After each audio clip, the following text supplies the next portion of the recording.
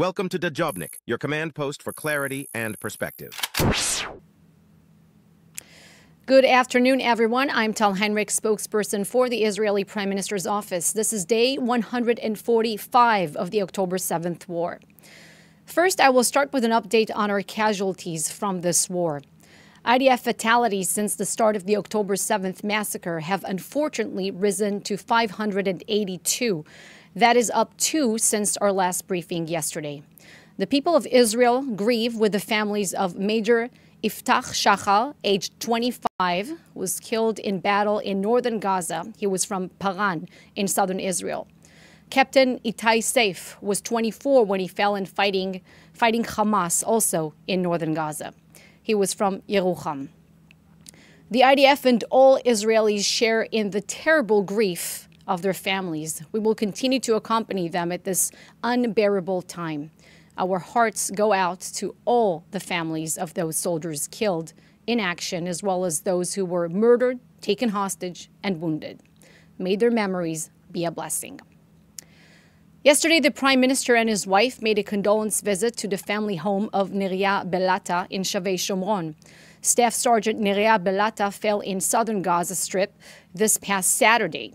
The Netanyahus heard about Neria's personality from his parents and siblings and how determined he was to contribute to the country. The Prime Minister said to the family, quote, "I want to stand by you knowing that we will not relent until we achieve total victory over our enemies. This is a principle for our continued existence. This is what Neria fell for, and this is what will happen." In a further indication of the closeness of the United States and Israel, yesterday the Prime Minister mentioned a Harvard-Harris poll indicating that there is overwhelming support from the American people to Israel. This has been an incredible source of strength for us. According to this poll, 82% of people in the United States express support for Israel, while only 18% express support for Hamas. More than 2/3 of Americans indicate they would support a ceasefire only after Hamas is removed from power and all hostages are released. 63% of respondents support Israel's sovereignty over the West Bank. Now, an update from Koget. In addition to the 174 aid trucks which went into Gaza on Monday, overnight a convoy of 31 trucks carrying food made its way to northern Gaza. Over the last 3 days, close to 50 trucks were transferred to northern Gaza. Yesterday, an airdrop operation successfully delivered 160 packages of food and medical supplies to southern Gaza and to the Jordanian Field Hospital in Khan Yunis. This collaborative effort involved Israel, the UAE, Jordan, Egypt, France, and the United States. We say again, there is no limit to the amount of humanitarian aid for the civilians in Gaza. After nearly 5 months of war against Hamas, we know that once humanitarian aid does get in, the terror organization Hamas takes over. Looting is also a problem. But we are working with the Biden administration to find ways to improve the humanitarian assistance delivery. Now, in relation to this, an important update on a story which was carried by the BBC, AP, and other outlets this morning regarding detained Palestine Red Crescent paramedics. Here is what you should know.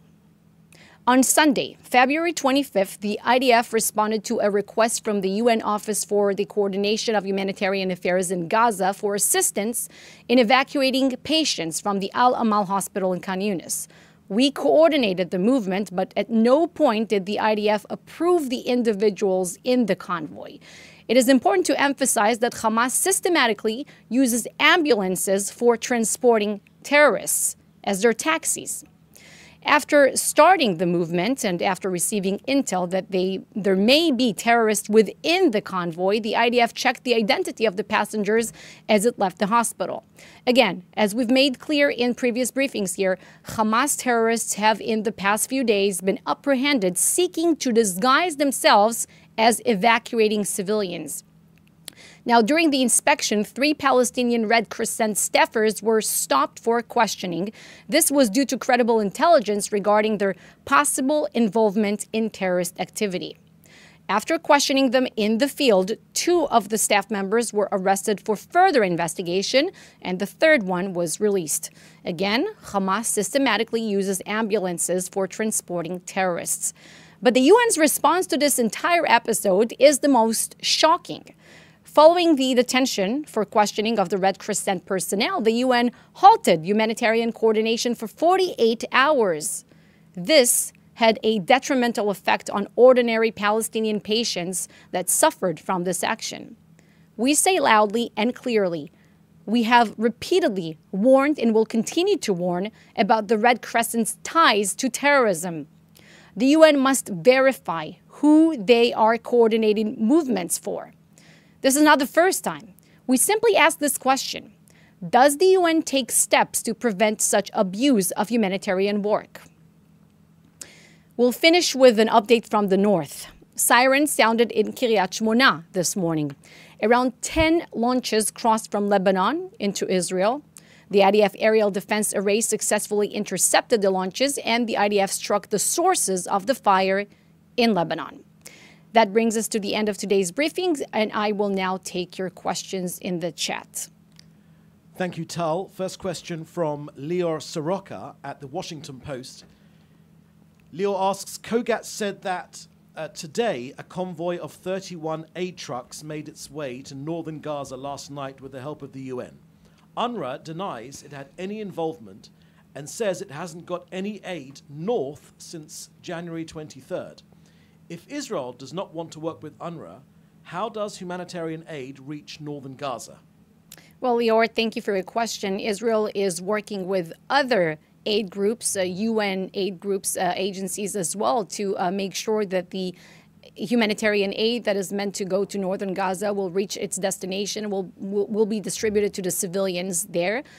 This is what we're doing. As you know, UNRWA is complicit, is in bed with Hamas. We've shown abundant evidence of this. Their participation, certain members of UNRWA, employees of UNRWA rather, who have participated in the October 7th massacre. You have UNRWA teachers who held hostages, according to accounts, and we've shown that, you know, Hamas server farm was right under the UNRWA headquarters in Gaza. We know that UNRWA aid is found in the tunnels used by Hamas, and many other examples of UNRWA's complicity with Hamas, their cover up for the stealing of the aid. I think we have enough of that at this point. So we are working with other agencies on the distribution of aid to the northern parts of Gaza, not through UNRWA. Thank you. Question from Joel Pollack at Breitbart News. Israeli and Jewish musicians have faced boycotts by staff at venues around the United States who have tried to prevent them from performing. Could you comment, please, on the cultural boycotts effort? It's appalling. It is appalling. And it shows you that there's a lack of moral clarity in some of these venues, of, you know, some of these venues that are coming under pressure from, I don't want to say pro-Palestinian, because it's actually anti-Palestinian voices. It's a part of the pro-Palestinian industry, I will say, that is certainly against Israel. But, you know, they're also very certainly also against Palestinians, because, you know, any act of protest, any kind of action from like the ones that you've described that doesn't call outright to the elimination of Hamas, the removal from power, the release of all hostages, it doesn't serve Palestinian civilians as well. And boycotts of this kind, I mean, it's disgusting, it's appalling. It goes back, you know, at the very root of this, I will say that it goes back to anti-Semitism. Yeah. Thank you. A question from Hannah Julian at the Jewish Press. There are hundreds of miles of tunnels throughout Gaza, including some that are still dangerous to IDF soldiers in the north of the enclave. Does Israel intend, as part of its military goal, to destroy all the terror tunnels that were built by Hamas? Well, we're talking about, according to the IDF mapping of the tunnels that we've found so far, we're talking about 300 miles, maybe even more, of tunnels that are found across the Gaza Strip, which is really remarkable. Some of these tunnel shafts, most of them, in fact, are found in residential buildings and urban civilian structures, mosques, schools, youth centers, whatnot, hospitals, hospital compounds, as we've shown.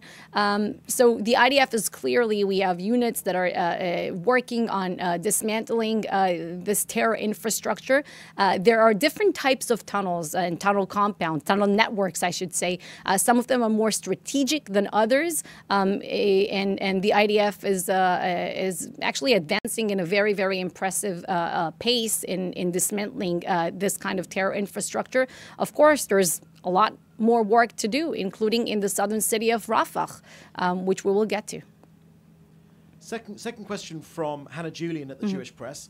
Ismail Haniyeh today called on Palestinians to march towards Al-Aqsa on the Temple Mount on the first day of Ramadan. Can you comment on this? Well, our goal is, of course, to keep other fronts, including Judea and Samaria, Jerusalem, the area of the Temple Mount, as calm as possible. We don't want to see another flare-up on another front. This is why the IDF, and we keep investing every day, a lot of focus, security focus on these areas. It's unfortunate. It's very, very unfortunate that there are those who are trying to drag us to wars on other fronts. We certainly don't want to do that. We certainly will do whatever it takes to keep the calm, keep the security, make sure that Israeli civilians, if it's Jews, Muslims, or Christians, are safe, and places of worship, of course, should be safe. Thank you. A question from Jodie Cohen at World is One News in India. How will Israel ensure that Hamas leaders won't escape to other countries such as Iran via Egypt, and also that Israeli hostages wouldn't be taken with them? So Hamas leaders signed their own death sentence on October 7th. They sure know it by now. We're coming after them. We'll get to them one after the other. We said that none of the perpetrators and planners of the October 7th massacre will be able to get away with impunity. We stand by it, and we will get to them. Question from Mr. Rubin at Breslov Israel Media. Israeli President Herzog declared yesterday that he prays twice a day for the release of the hostages. We would like to know if Israeli Prime Minister prays for this purpose too.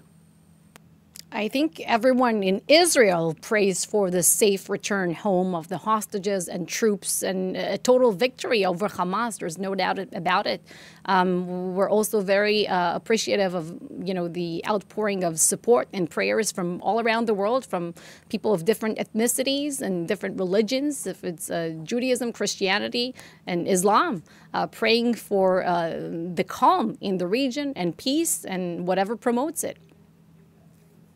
Thank you very much. And that concludes the daily briefing for today. We'll see you here tomorrow. Thanks for watching. Don't forget to like, share, and hit subscribe to stay updated with our latest content. Until next time, stay informed and inspired. This is Dejobnik signing off.